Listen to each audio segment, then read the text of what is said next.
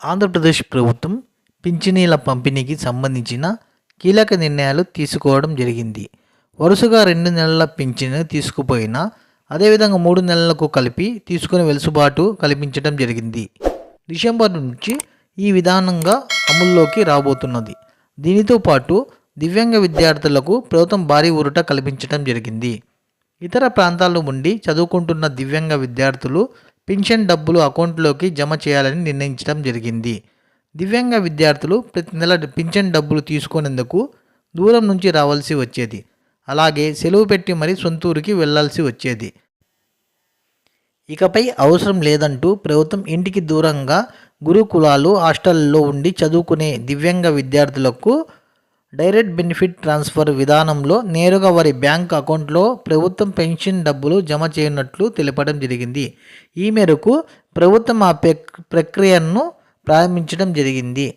దివ్యాంగ విద్యార్థులు డీబీటీ ద్వారా పెన్షన్ డబ్బులు పొందేందుకు తమ పరిధిలోని గ్రామ, వార్డు సచివాలయాల్లో వెళ్లి దరఖాస్తు అందించాలని, అలాగే పింఛన్ డబ్బులు అకౌంట్లో జమ చేసేందుకు సమితి చేయాలని, దివ్యాంగ విద్యార్థులు డీబీటీ ద్వారా పింఛన్ డబ్బులు అందుకునేకు నవంబర్ నెల నుంచి వెసులుబాటు కల్పించడం జరిగింది. కానీ చాలామంది విద్యార్థులు దీనిపై అవగాహన లేక సచివాలయాల్లో దరఖాస్తు చేసుకోలేదు.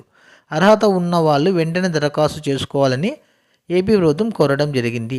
దివ్యాంగ విద్యార్థులు తమ పరిధిలోని గ్రామ, వార్డు సచివాలయాల్లోని వెళ్ళి అక్కడ welfare assistant study certificate, bank account, pension ID, అదేవిధంగా ఆధార్ కార్డు జిరాక్స్ కాపీ అందించాలని సూచించడం జరిగింది. అనంతరం ఆ దరఖాస్తు ఎంపీడీఓ కార్యాలయం నుంచి జిల్లా గ్రామీణాభివృద్ధికి శాఖ అధికారులు పంపిస్తారు.